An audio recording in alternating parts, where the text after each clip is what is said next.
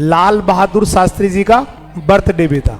दो महान लोगों के बर्थडे और दशहरा। अब मुझे ये बताने की जरूरत नहीं है, थोड़ी और कम करो आवाज। मुझे ये बताने की जरूरत नहीं कि दशहरा क्यों मनाया जाता है। मुझे लगता है छोटे छोटे बच्चों को पता होगा। वो 6 क्लास वाले छोटी छोटी इतनी इतनी बच्चियां कहां गई? दशहरा क्यों मनाते हैं? खड़ी होकर बता। दशहरा क्यों मनाते हैं? हाँ? पीछे वाली को बोल, पूछ। दशहरा क्यों मनाते हैं बेटा? रावण को मारा था किसने? राम ने। तो पहले क्यों नहीं बताई? पहले ये याद नहीं आया तेरे को भाई किसको मारा था? ये तो याद था भाई राम ने मारा था। बैठ जाओ। मैं ये कहना चाह रहा हूं क्यों मनाते हैं ये सबको पता है, लेकिन भगवान राम से हमें क्या क्या चीजें सीखने को मिलती है ये शायद आप में से बहुत सारे लोग नहीं जानते होंगे। चलिए बताइए, आप भगवान राम से क्या क्या चीज ये मानते हैं कि मुझे उनसे ये बहुत अच्छा सीखने को मिला, ये चीज मुझे बहुत अच्छी लगी। एक एक बच्चा खड़ा होकर बताएगा ताकि आप एक तो इन्वॉल्व हो सिस्टम के अंदर। मैं अकेला बोलूं मतलब वन टाइप ऑफ डिलीवरी नहीं हो कि मैं बोल रहा हूं आप सुन रहे हैं, आपकी तरफ से भी आना चाहिए। तो एक एक बच्चा ये कह के एक एक चीज बताएगा कि सर मुझे भगवान राम से ये चीजें सीखने को मिली। थोड़ी आवाज अभी भी तेज है। कृष्ण जी, कृष्ण जी, एक एक बताएंगे। अब सही है शायद, है ना? अब सही है, एक एक बताएंगे। चलो बेटा बता।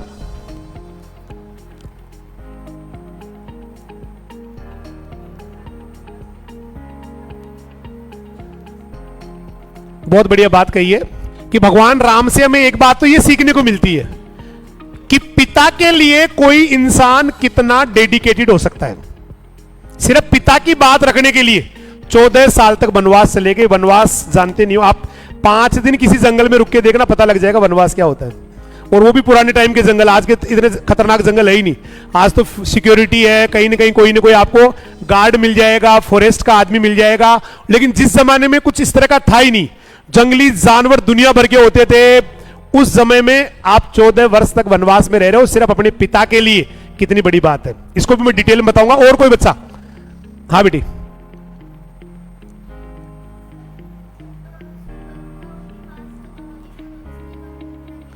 सुरपंखा स्त्री थी, सुंदर स्त्री का वेश बना के आई थी, मतलब राक्षस नहीं थी वो, सी वाज फीमेल, है ना बेटा? फिर वो सुंदर स्त्री बन के आई कि मुझे राम से विवाह करना है। जब राम ने मना कर दिया, भगवान राम ने मना कर दिया, तो बोला लक्ष्मण पे ट्राई मार लेते हैं, ऐसा कुछ था। हाँ, इसके बारे में क्या पूछना चाह रही है?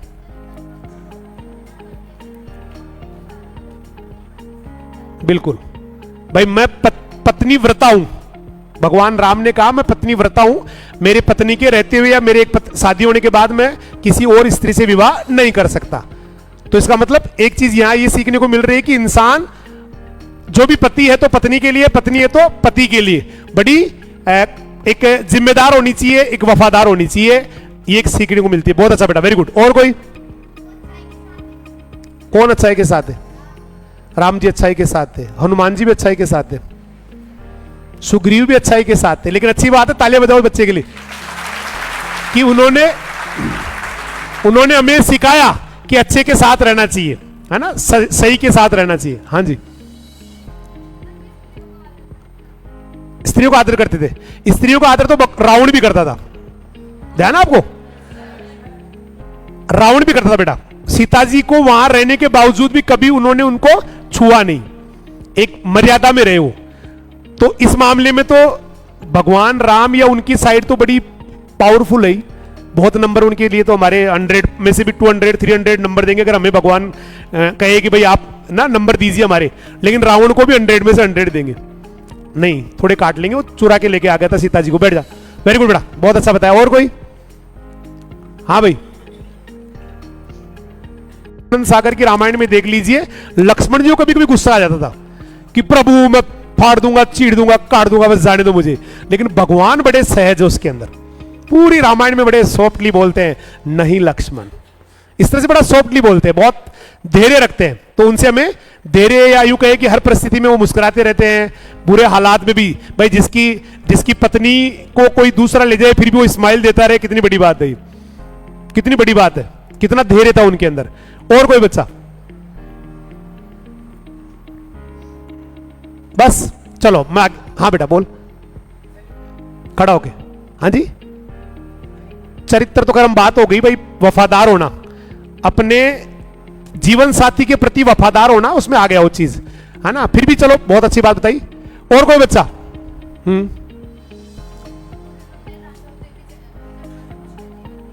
राजा होते हुए भी वो जंगल चले गए, मतलब विलासिता को छोड़ के। भाई वो चाहते तो जंगल अगर नहीं जाते तो पता क्या होता, उनके लिए 56,000 मिष्ठान बनते पर डे के, इतने ही सोने के बर्तन होते वहां, इतने ही खिलाने वाले होते। जब वो पैर नीचे रखते ना तो लोग फूल रख देते वहां पे कालीन बिछा देते, वहां पे अपने हाथ रख देते। लेकिन उस जीवन को त्याग के विलासिता, या विलासिता तो नहीं बोलेंगे इसको, मतलब एक ऐसो आराम वाला, विलासिता अलग वर्ड होता है, ऐसो आराम की जिंदगी को छोड़ के फिर भी वो जंगलों में कष्ट भोगने के लिए चले गए। मींस इंसान को हर परिस्थिति के लिए तैयार होना चाहिए, वक्त कभी भी खराब आ सकता है, कभी भी अच्छा हो सकता है। और एक कोई हाथ खड़ा कर रहा था, हाँ जी।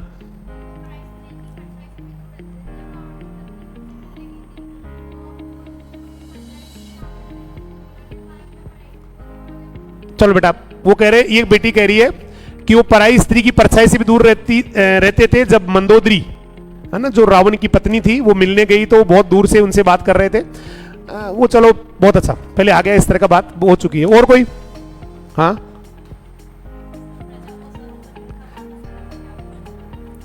प्रजा की बात को बहुत ऊपर तक रखा, मतलब प्रजा उनके लिए भगवान थी। कि एक इंसान ने कहा कि सीता माता को राम कैसे रख सकते हैं, जबकि वो तो कहीं और किसी घर में रह के आ गई, तो वो तो अछूत हो गई। इतनी सी बात को प्रजा को भगवान बना, मतलब प्रजा मेरे लिए भगवान है, हमारे लिए श्री राम भगवान है। लेकिन श्री राम के लिए इस बात से सिद्ध होता है कि प्रजा उनके लिए भगवान थी, कि एक बात से उन्होंने सीता माता का त्याग कर दिया, भाई मैं तो अब रख नहीं पाऊंगा, क्योंकि इस तरह से लोग बातें कर रहे हैं। और कोई? चलिए हम बात करते हैं।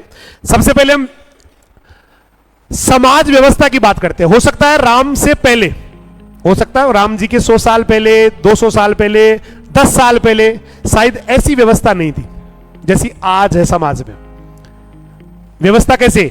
आज हम समाज व्यवस्था में रहते हैं, आज हम ना बेटा गरिमा में रहते हैं, हम अपने पिता का सम्मान करते हैं, हम अपनी मां को भगवान मानते हैं, हम अपने पूरे परिवार को अपने प्राणों से प्रिय मानते हैं, हम अपनी जो भाभी होती है उसको मां से ऊपर रखते हैं, हम अपनी जो बहन होती है उसको सृष्टि की अनुपम कृति मानते हैं। ये व्यवस्था जो है ना समाज की व्यवस्था, अब आप सोच के देखो, अगर ये नहीं हो तो फिर इंसान जंगली जानवर बन जाएगा बेटा। वो किसी को मार देगा, किसी को काट देगा, फिर ये दुराचार, व्यभिचार, ये चरम पे आ जाएंगे, बहुत बुरे हालात हो जाएंगे समाज के। अगर हम मां को मां नहीं समझ रहे, बहन को बहन नहीं समझ रहे, किसी और की बहन को बहन नहीं समझ रहे, किसी और की पत्नी को पत्नी नहीं समझ रहे, भाभी को भाभी मां नहीं समझ रहे, तो ये व्यवस्था पूरी समाज की डगमगा जाएगी। पूरी दुनिया जो है ना बेटा, वो प्रलय की स्थिति में आ जाएगी, प्रलय हो जाएगा इस दुनिया में, विलोप हो जाएगी मानव की संस्कृति। तो सबसे बड़ा जो मैसेज दिया ना भगवान ने, वो दिया समाज की व्यवस्था, कि भाई क्या होता है। कभी आपको जानना हो ना भाई क्या होता है, तो भरत के बारे में पढ़ के देखना। जिनको राजपाट में एक तरफ जहां इतिहास में कोई राज लेने के लिए, शासन लेने के लिए अपने भाई का, अपने पिता का कत्ल करता है। इतिहास भरा पड़ा है इन बातों से, इतिहास भरा पड़ा है। औरंगजेब के लिए कहा जाता है कि वो अपने पिता, अपने भाई का मार दिया, उनको कत्ल कर दिया सिर्फ राजा बनने के लिए। एक तरफ भरत का उदाहरण मिलता है, जिन्होंने कहा भैया आप शासन नहीं करोगे तो मैं भी नहीं करूंगा, आप अगर सिंहासन में नहीं बैठेंगे तो मैं भी नहीं बैठूंगा। तो भाई क्या होता है जानने के लिए भरत को स्टडी कीजिए, लक्ष्मण को स्टडी कीजिए। लक्ष्मण के पास ऑप्शन था कि वो रुक सकते थे, उनके लिए तो कोई बाध्यता नहीं थी। बाध्यता किसकी थी? केवल श्री राम जी के लिए। उन्होंने कहा नहीं भैया, जहां मेरे भैया होंगे वहीं लक्ष्मण होगा। आप जानते भी कि पूरी कहानी क्या हुई थी। कहते हैं राजा दशरथ, राम के पिता राजा दशरथ किसी लड़ाई में, किसी युद्ध में गए थे, और वहां पे कैकेयी उनके साथ थी। 3 पत्नियां थी राजा दशरथ के। यूं कहे कि राम के 3 माएं थी, कौशल्या, कैकेयी, असली मां कौशल्या, फिर कैकेयी और सुमित्रा। सुमित्रा श्योर? कंफर्म कर लेना कहीं ऐसे, क्योंकि ये वीडियो देखेंगे लोग तो आपकी जिम्मेदारी मानी जाएगी उसके लिए, है ना। मुझे 2 का बहुत कंफर्म है, 1 का मुझे डाउटफुल था। तो तीनों पत्नियां, तो कहते हैं कभी युद्ध में गए दशरथ जी, तो उनके जो है ना, जो टायर होता है, टायर में एक वो लगा होता है धुर्रा ऐसे कोई, वो निकल गया। अब निकल गया तो रथ तो गिरना तय था। अब युद्ध में अगर आप किसी का रथ गिरा दो पुराने जमाने में तो वैसे ही हार जाता था वो, क्योंकि रथ के बिना लड़ाई नहीं होती थी। अगर किसी के रथ का, जैसे कर्ण वर्ण कई महाभारत मिलेंगे जिनका सिर्फ एक रथ का पहिया तोड़ दिया और उससे वो हार गए, उसके बाद उनके पास कोई रास्ता नहीं था। जैसे कर्ण का भी वध हुआ तो कहते हैं कि वो पहिया उनका फंस गया था, उसको निकालने के लिए वो ऐसे लगे थे, अर्जुन ने उनका वध कर दिया था। तो रथ का सलामत रहना जरूरी है किसी भी विजय में, युद्ध पाने के लिए। उस जमाने की बात है, आज के टाइम में तो टैंकर आ गए, बंकर आ गए, दुनिया भर के अलग अलग गोला बारूद आ गए। उस जमाने में ऐसा होता था। तो जब वो निकल गया ना, तो केकई ने अपनी अंगुली डाल दी थी उसमें, और वो अंगुली से टायर घूमता रहा था, अंगुली पे ही। कितने शक्तिशाली लोग रहे होंगे, है ना। तब राजा दशरथ ने जब लड़ाई जीती, युद्ध जीता, तो उन्होंने कहा, हे केकई, आज तूने मेरी ही नहीं पूरे राज्य की रक्षा की है, क्योंकि राजा चला जाता तो राज्य भी तहस नहस हो जाता है। तो इसलिए आप मुझसे 3 वर मांग सकते हो, जो भी 3 चाहिए। तो केकई ने मुस्कुरा के कहा, महाराज मांग लूंगी, फिलहाल तो आप लड़ाई पे ध्यान दो। कहते हैं जब राम के राज्याभिषेक की तैयारी चल रही थी, भाई कल राजा बनाना है, सोचिए आप, कल किसी को प्रधानमंत्री बनाना है, कल किसी को अयोध्या का राजा बनाना है, और उससे ठीक पहले एक मंथरा नाम की दासी होती है, वो आके केकई के कान भर देती है कि आप क्या कर रही हो, कल को राम राजा बन जाएगा तो आपको तो घर से निकाल देगा। हालांकि ऐसा था नहीं उस समय व्यवस्था, लेकिन उसने तो होता है, आज भी लोग कान भर देते हैं। आज भी लोग आपकी मम्मी को, ताई को, चाचा को, नाना को, आपको, बुआ को पता नहीं क्या क्या सिखा जाते होते हैं। कई बार एक बुआ या कोई घर में आती है तो भाई आज कड़े 100% होगी, क्योंकि वो इधर की उधर, उधर की इधर कर जाती है। कई परिवार में ऐसी होती है, मैं ये नहीं कह रहा हूं आपकी बुआ ऐसी है। आपकी बुआ तो दूध की धुली हुई है, भगवान का दूसरा रूप है, ईश्वर का, है ना, तीसरा रूप है। मैं ऐसे नहीं कह रहा हूं मैं किसी बुआ के लिए, कोई बुआएं नाराज हो जाए, मेरी बुआ भी सुन रही होगी या देखेगी तो वो नाराज हो जाएगी। लेकिन कई बार ऐसी होती है महिलाएं, या कोई पड़ोस में होती है ना, मंगली चाची, गुलाबी काकी, सुमित्रा ताई, जो आती ही घर में आपस में कलेश करा जाती है, उल्टी सीधी भर जाती है कि ऐसे करती है, तेरे लिए वो बोल रही थी, तू उसको बताना मत मेरा नाम। ये बड़ा तगड़ा तरीका है ना। तो ऐसे ही मंथरा ने कान भरे, तो केकई ने कहा वो समय आ गया जब मुझे वो 3 वर लेने चाहिए भगवान से। उनके समझ में मतलब भर दिया उनको कि मुझे ना महाराज वो 3 वर चाहिए जो आपने कभी बोले थे कभी। और 3 में पहला वर है, पहला क्या था कि भगवान राम का राज्याभिषेक नहीं होगा। हो सकता है एग्जैक्टली मैं भूल भी सकता हूं कि उनका राज्याभिषेक नहीं होगा, उनकी जगह भरत को राजा बनाया जाए। जैसे सुना ना, उनका कलेजा बैठ गया, लेकिन वो वचनबद्ध थे। एक पिता क्या होता है वो दशरथ से सीख सकते हैं आप। महाराज दशरथ ने कहा, दशरथ के मतलब उसी समय उनको हार्ट अटैक आ गया, जबकि उस समय कितने हार्ट कितने मजबूत होते थे, कोई केमिकल नहीं था, कोई, है ना, मिलावट नहीं थी, फिर भी उनके हार्ट अटैक से आ गया था, बहुत बुरी हालत हो गई थी। दूसरा वर है, पहला तो राम का राज्याभिषेक नहीं हो, दूसरा भरत को राजा बनाया जाए, ऐसा कुछ था, और तीसरा 14 वर्ष का वनवास। मतलब राजा नहीं बनाए तब तक भी ठीक है, लेकिन वो यहां भी नहीं रहेंगे 14 साल तक। 14 साल उनको ये राज्य छोड़ना पड़ेगा और मेरा बेटा शासन करेगा। शायद 3 यही थे सर, या इसमें कोई चेंज है? कुछ चेंज हो तो बता देना मेरे को, है ना। 3 यही थे कि भरत को राजा बनाया जाए, राम को वनवास दिया जाए, और एक राज्याभिषेक राम का नहीं, कुछ इस तरह। चलो 3 थे, वो और देख लेंगे, इतिहास मुझे माफ करे, है ना। वो 3 थे। अब पिता और वचन क्या हो सकते हैं? देखिए कितनी बड़ी, चाहे तो आज की बात करें ना, मान लो आज किसी की पत्नी ने कहा कि मुझे जो है ना, कभी मान लो उन्होंने, पत्नी ने किसी के प्राण बचा दिए, और कभी मान लो ऐसे कहा कि नहीं ऐसा कर दो, पता क्या करेगा? चुपचाप बैठी रहे, राजा यही बनेगा, बडोड़ा नहीं बना वाला। फालतू का नाटक जरूरत ना, बडगरी राजा बनसी, क्यों? लेकिन नहीं, राजा दशरथ की कहा कि ठीक है मैंने वचन दिया है तो मुझे, तो एक पिता, एक मतलब एक पति क्या हो सकते हैं, एक राजा क्या हो सकता है, बहुत बड़ी बात है बेटा ये।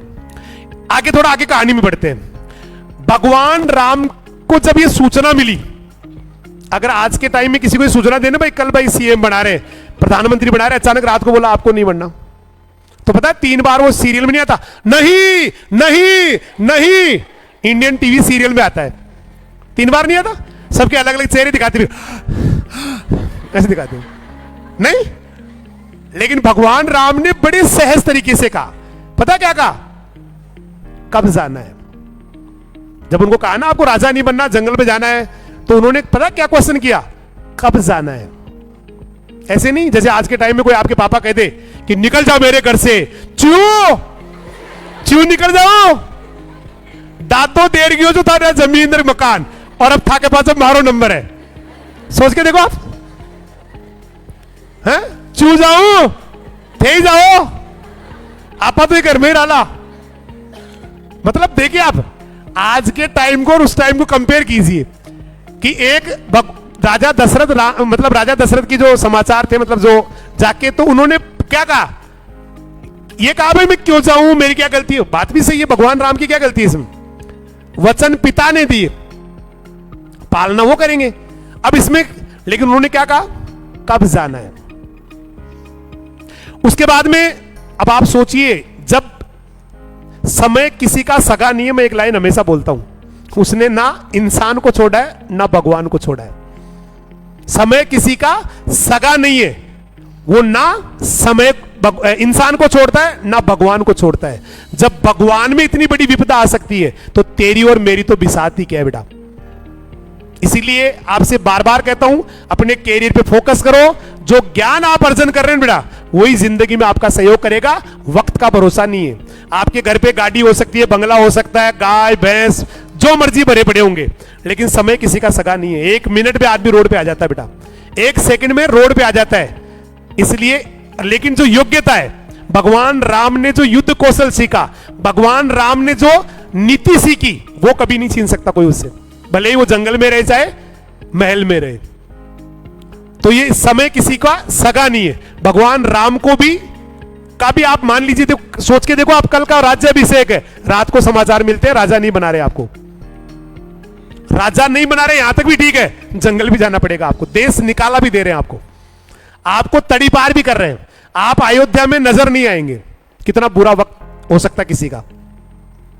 इसके बाद में और आगे चलिए थोड़ा, कितनी पीड़ा हुई होगी उस कौशल्या मां को, दशरथ पिता को और पूरी प्रजा को, जो भगवान राम को अपना अगला राजा के रूप में देख रही थी। क्योंकि उनका व्यवहार, उनका व्यक्तित्व, उनका जो कृतित्व इतना अच्छा था कि प्रजा का हर इंसान ये कर रहा था कि भगवान राम हमारे राजा बनेंगे। कितनी पीड़ा हुई होगी उनको कि जिनको राजा बनना, जैसे आप किसी को प्रधानमंत्री बनाना चाहते हैं, पूरा देश उनके साथ है, और अचानक पता लगा किसी और को बना रहे, कैसे रो पड़ेंगे आप, कितनी बुरी हालत रही होगी। चलिए यहां तक भी ठीक है।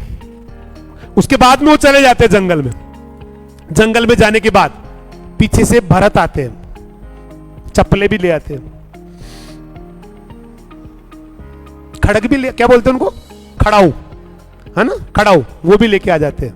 हालांकि ये भरत ने कहा कि प्रभु मैं सिंहासन पे नहीं बैठूंगा, मैं केवल आपके नाम से राज चलाऊंगा, और मुझे आपकी ये खड़ाऊ दे दीजिए, इनको सिंहासन पे रख के फिर शासन करूंगा, मैं राजा नहीं बन सकता आपके रहते। तो भाई का कितना बड़ा त्याग है, भरत लक्ष्मण या इनसे सीखिए। उसके बाद वो, लेकिन एक विपदा के रूप में वापस देखो आप, एक आदमी जंगल में जहां कांटे ही कांटे पड़े, विपदा के हिसाब से देखिए इसको आप, कि एक आदमी जंगल में कांटे कांटे पड़े, दुनिया भर की सूल कांटे ये पड़े, और उनकी चप्पलें भी कोई ले गए। और आगे बढ़ते थोड़ा, इससे भी बुरा वक्त आया जब रावण एक साधु का वेश बनाकर आया और सीता का हरण करके ले गया। कितनी बड़ी विपदा है बेटा, एक बार सोच के देखना। कभी एक इंसान के बारे में सोचना जिसकी पत्नी को कुछ लोग उठा ले गए, अपनी मां या किसी की मां के बारे में या किसी की कल्पना करके ये चीज अपने आप हिल जाएंगे। कितनी बड़ी बात है। हम तो केवल कहानियों में इतना पढ़ते हैं, सीता जी का हरण हो गया, रावण ले गया, लेकिन एक बार सोच के देखो, अपने साथ जोड़ के देखो, इसको लिंक करके देखो आप, कितनी बुरी विपदा थी, कितनी भयंकर विपदा थी। अरे हमारे घर से अगर किसी महिला को कुछ गुंडे उठा के ले जाए, कितनी बड़ी विपदा है बेटा ये। एक बार सिर उठेंगे अगर आप इस चीज को कल्पना इमेजिन करके देखेंगे, तो वो तो भगवान राम की, या यूं कहे कि पूरे अयोध्या की पूजनीय, पूरी अयोध्या का विश्वास और पूरी अयोध्या की आने वाले टाइम की महारानी, और उसका अपहरण हो गया। फिर उसके बाद में अपहरण होने के बाद में ये पता नहीं लग रहा कि कहां पर है। आज के टाइम की तरह यूं तो है नहीं भाई, नाकाबंदी कर दी, मोबाइल वालों को फोन कर दिया, चारों तरफ बंद कर दिए सारे रास्ते, और है ना, चारों तरफ पुलिस की गाड़ियां खड़ी कर दी। सिस्टम था ही नहीं, खुद को ही पता लगाना है। भाई साथ में, भाई से फिर यहां बहुत बातें सीखने को मिलती है कि कहते हैं जब वो रास्ते में जा रहे थे तो उनको सीता मैया के गहने मिले, तो जब उन्होंने नाक की जो थी ना बाली वो दिखाई उनको, तो भैया उन्होंने हाथ जोड़ लिए कि भैया मैं तो नहीं जानता ये, मैंने तो कभी सीता मैया का कभी मुंह ही नहीं देखा आज तक कभी मुंह नहीं देखा, सीता मां का मुंह नहीं देखा। फिर आगे चल के कहते कोई पैर का कोई आभूषण था, जब वो दिखाया तो बोला हाँ ये तो सीता माता का ही है, ये तो मैंने देखा हुआ है, क्योंकि मैंने सिर्फ उनके चरण छुए तो चरण देखे हैं, कभी उनका मुंह नहीं देखा। एक भाई क्या हो सकता है, एक देवर क्या हो सकता है, इससे बड़ा एग्जाम्पल धरती पे नहीं मिलेगा आपको।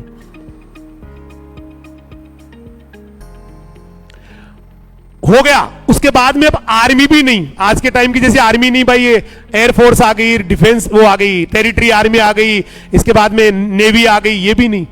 सेना भी किसकी लेनी थी? बंदरों की। आप 5 बंदर अपने साथ लेके जाके कंट्रोल करके दिखाना, उनको कंट्रोल नहीं होंगे आपसे। अब आदमी लड़ेगा कि उन बंदरों का ध्यान रखेगा। भाई हनुमान जी ये तो समझदार थे, हनुमान जी, अंगद, जामवंत ये तो समझदार थे, बट बाकी बंदरों क्या करोगे आप? वो तो कभी इधर कूद रहे, कभी मतलब लड़ाई करने आ रहे हैं और बंदरों की फौज लेके आ रहे हैं। एक तरफ आर्मी खड़ी है, रावण जैसे शक्तिशाली राजा की आर्मी खड़ी है, एक तरफ बंदर लड़ने के लिए आ रहे हैं। भाई आप कंपेरेटिवली अगर इंटेलेक्चुअलिटी देखे तो राक्षस बहुत इंटेलिजेंट थे, राक्षस तो इंटेलिजेंट, उनके पास शक्तियां थी, पावर थे। वो ऐसे करते करते पाओ रूप बदल जाता था उनका, देखना कभी रामायण में है ना, ऐसे करते थे पाओ रूप चेंज। मायावी होते थे वो, माया से कुछ भी कर देते थे, कभी बर्ड बन जाते थे, कभी गाय बन जाते थे, कभी भैंस बन जाते थे। उनकी माया से लड़ने के लिए, उनकी बुद्धिमत्ता से लड़ने के लिए, उनकी दुराचार क्या कहते बुरी वृत्ति है उससे लड़ने के लिए बंदरों की फौज आ रही है सामने से। इससे बुरा क्या होगा? लेकिन फिर भी हिम्मत हारी नहीं उन्होंने कि लड़ेंगे और जीतेंगे। जाती है। फिर वो एक दिन मैंने कहा था हनुमान जी भाई कैसे पता लगाना है, कौन बताएगा, तो कई कहानियां इसमें आती है और आखिरकार धर्म की जय होती है बेटा। दशहरे के दिन उस राक्षस को, जिसका अत्याचार उस समय पूरी दुनिया में फैला हुआ था, देवता भी थर-थर कांपते थे रावण से। रावण इतना शक्तिशाली था कि देवता भी थर-थर कांपते थे, पूरी सृष्टि उसके नाम से कांपती थी। जहां भी वो जाता था सन्नाटा छा जाता था। इतने बड़े राक्षस से लड़ना, जिसके 10 तो सिर है, एक सिर में कितनी इंटेलिजेंसी, अब 10 की जोड़ लो आप, हैं?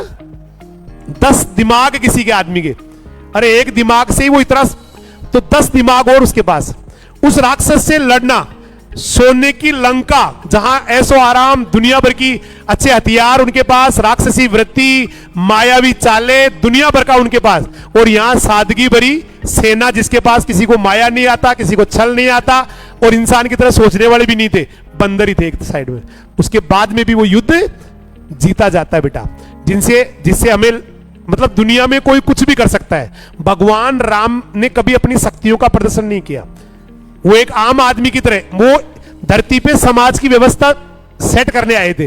वो धरती पे समाज कैसे चलना आगे उसको सेट करने के लिए आए थे, आम आदमी की तरह। कहते हैं उनको कोई कला ही नहीं आती थी। कृष्ण जी तो 16 कलाओं में पारंगत थे, उन्होंने तो चमत्कार दिखाए, चमत्कार दिखाए उन्होंने। कभी कालिया वध किया, कभी नरकासुर को मारा, कभी जरासंध को मारा, कभी कंस को मारा। तो उन्होंने तो बहुत सारी, उनके पास कलाएं थी, शक्तियां थी, पावर्स थे, उनके पास सुदर्शन चक्र था।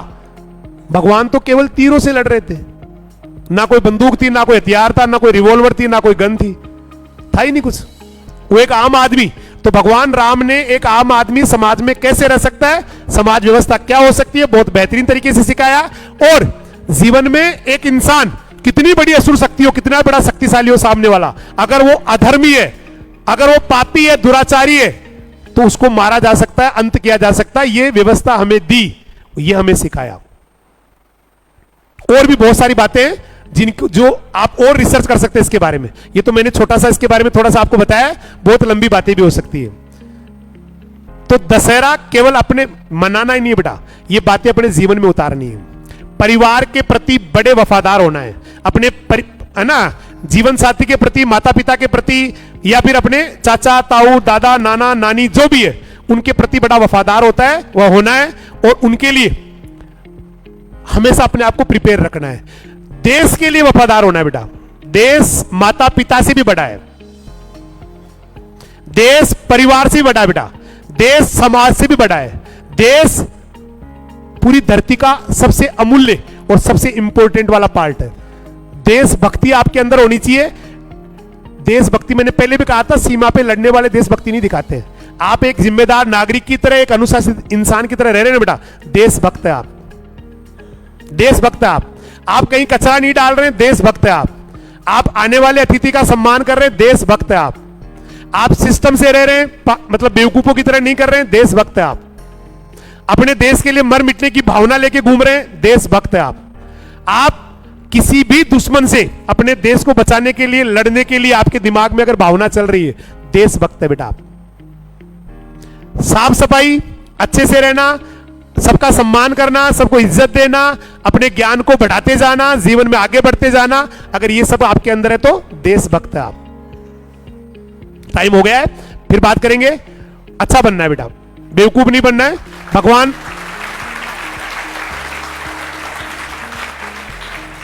हम तो उनके वंशज है बेटा, हमारी किसी न किसी सेल में उनका खून है, हम उसी आर्यावर्त के संतान है बेटा, जहां पे ऐसी व्यवस्था होती थी, जहां पे एक दूसरे का आदर होता था, एक दूसरे का सम्मान होता था, एक दूसरे के प्रति समझ होती थी, जहां एक दूसरे के प्रति लगाव होता था, प्रेम होता था, स्नेह होता था। राजा जनता के लिए आंखों का तारा होता था, राजा जनता के लिए वाकई भगवान होता था। उसी परंपरा के हम धरोहर है, हम उसी परंपरा को निभाने वाले उन्हीं आर्यावर्त के पुत्र हैं। अच्छा करना बेटा, बेवकूफ नहीं बनना है, कहीं से आए हैं, कहीं जाना है, बीच का कुछ समय धरती रूपी टापू पर बिताना है, और जो समय धरती रूपी टापू पर बिताना है उसको दुनिया के लिए बेहतरीन करके जाना है, शानदार करके जाना है, बेवकूफ बन के नहीं जाना है। कहीं से आए हैं, कहीं जाना है, बीच का कुछ समय, और इस समय को दुनिया के लिए हार नहीं मानूंगा। कल इसी पे बात करेंगे, किस पे? हार नहीं मानूंगा, रार नहीं ठानूंगा। बॉयज